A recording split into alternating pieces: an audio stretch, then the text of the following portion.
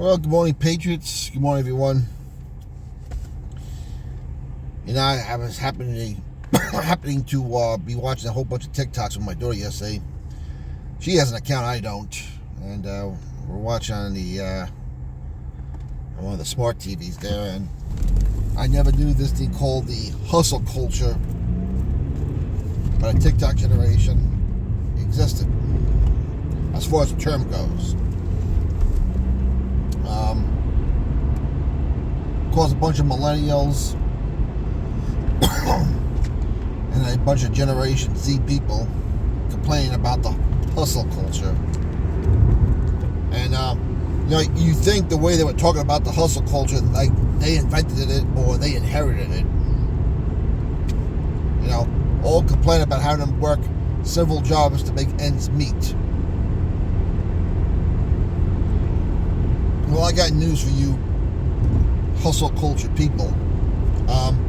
People have been hustling way before you. So before you go and say something like, "Oh, you're such a boomer," my parents were baby boomers. They hustled. They had more than one job. Okay? Same thing with Generation X, Generation Y, the people of the Depression of the 1930s. Everyone hustled. Now, for all you crybabies out there, say, well, things are just way more expensive now than they were. Yeah, you're right, they are. But for all you jackasses want to blame the baby boomers or the boomers or whatever generations before, your problem is not with the baby boomers or Generation X or Generation Y or Generation whatever. Your problem is with the central banks. Because since 1913, when one of your Democrat heroes, Woodrow Wilson, gave us the Federal Reserve, something that he regretted right after. He says, "Oh my God, what did I do?" That's how stupid he was. And Woodrow Wilson was no friend to the Constitution. It's the same man that violated German Americans because of World War I, the way FDR violated Japanese Americans because of World War II. Leave it to a leftist. Basically, we went from having a money-backed gold system, as per the Constitution, to having money made out of thin air backed by nothing. And of course, the final stage of that was when Richard Nixon in the 70s took us off the gold standard, as per the plan for the central bankers. So you can blame the generation of Woodrow Wilson all you want, or any generation you want. Every generation has been affected by it. Unfortunately, the Z and the millennials are getting the worst hit of it. That's a fact. Your money doesn't have much buying power. And if you think the Democrats are going to help you out, you're worse. You're stupider than I thought you were. And I bet you the same person that saw your name on a dotted line to take out a ridiculous student loan, not realizing what your return on investment on your loan was going to be like.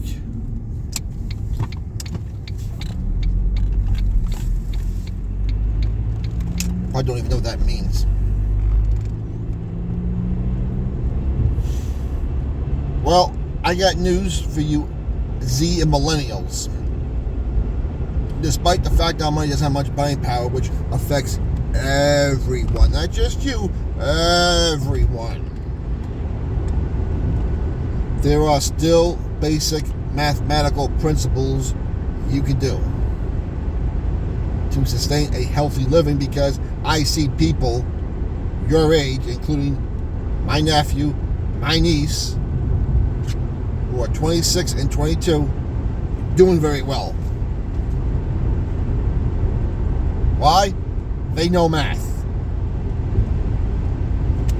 First of all, don't live above your means. I don't care what pathetic excuse you're going to come up with. Don't live above want to move out of your house, be it from your parents here, I have no problem with that. But if you're smart, you would stay at home if your parents let you, and you'd sock your money away. And if they charge you rent, and they don't charge you a lot less than what the rental market's going for, I think you'd be dumb not to stay home anyway. That's just me. But let's say you do want to move out because maybe you don't get along, or they still see you as that little kid they raised and they have a hard time letting go. Well, then get something you can afford. That's something you want to impress your friends who are hardly going to come over. Rent a simple studio apartment.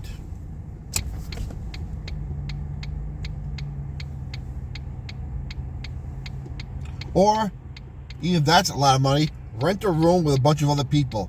Yeah, you may have the privacy you want, but if you're serious about being rich, or being comfortable, or not being in debt, you'll do what it takes. Because if you want to do the whole thing, I want it now, I don't want it now, my friends have it.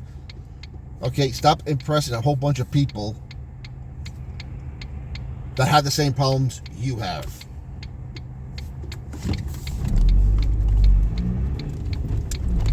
Second of all, work as much overtime as you can, do as many side hustles as you can, save as much as you can. If you have an IRA or 401k through your job, take full advantage of it. Put in the most you could painfully do while surviving.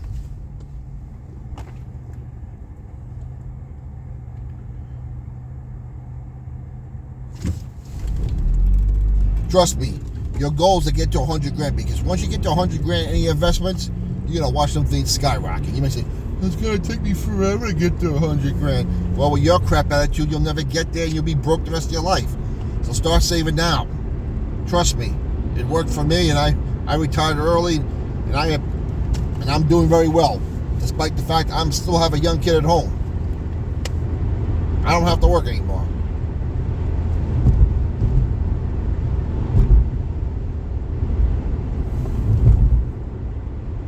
Two, stay away from credit cards. Don't use them like income. Because when you get your check, you don't have to pay back a 28% interest rate or 21% interest rate on your paycheck. And by the way, if you do the whole 401k thing, it'll save you in taxes as your money begins to make money. You may say, well, I don't know anything about it. Go online. I learned on my own. I did things by myself, and I turned out just fine. It's not hard.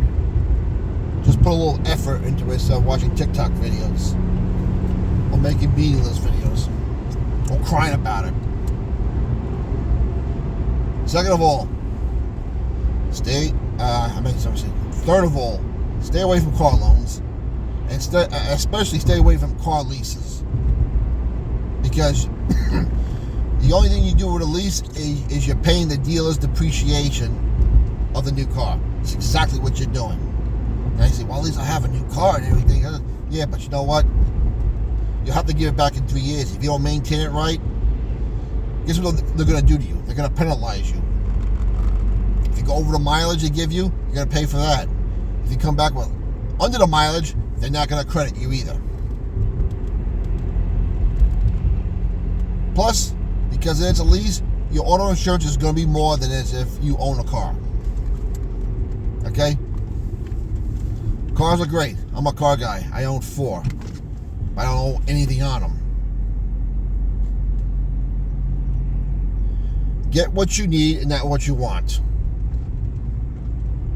Go subcompact. Get a gas miser.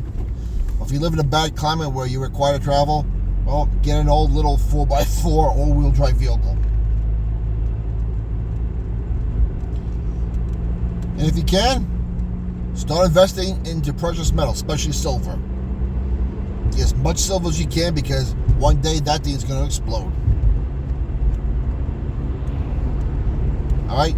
What I'm telling you is simple math. I don't care how much the inflation is, or how tough times are. Basic mathematical principles and math don't change. Or change very little.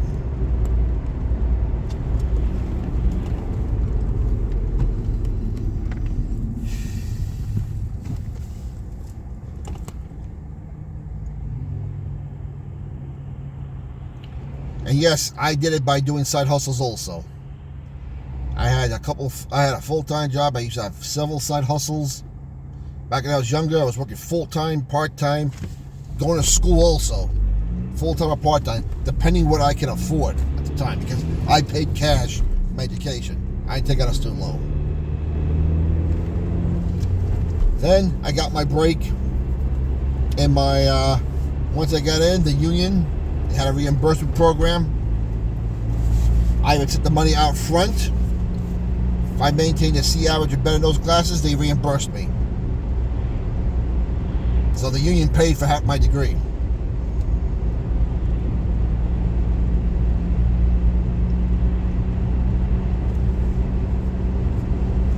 Anyway, let me know what you think. Comments down below. What's your opinion? I'd like to know. I'm not trying to be hard on you, because what the advice I'm giving you is for all people, because like I said, mathematical principles don't change. Biblical principles work and they don't change. Don't live above your means. Stay away from credit cards, because the only thing you're doing, no matter what excuse you're doing it, and listen, I'm going by experience as well, is you're making the banks rich.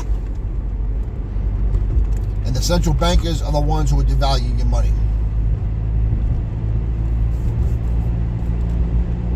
I can tell you, I did everything perfectly. I didn't. I made mistakes as well. But the thing is, I learned from my mistakes and I fixed them. I didn't get a debt consolidation loan. I didn't go into debt relief this or any of those scams out there. Stay away from them. If you can't pay for it, don't buy it. If you need something, buy used. Go on Facebook Marketplace, go on Craigslist, rent a room.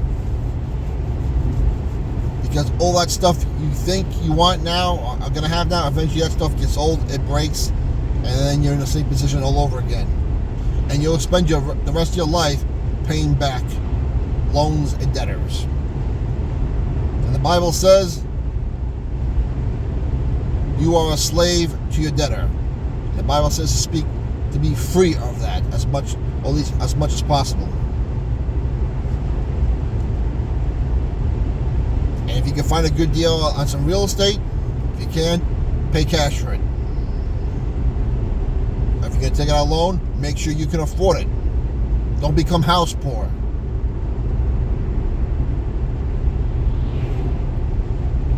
Don't buy a piece of property and as soon as you think you're about to rebuild your wealth or rebuild your savings, things start breaking, and the next thing you know, you're borrowing to fix the house that you really couldn't afford in the first place. Real estate is one of the greatest investments you can make.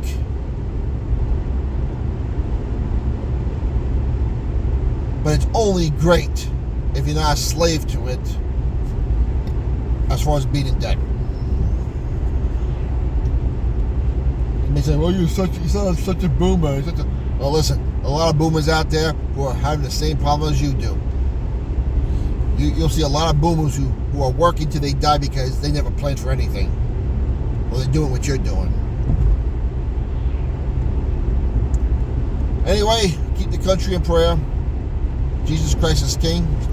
God's still in control. We'll talk to you later.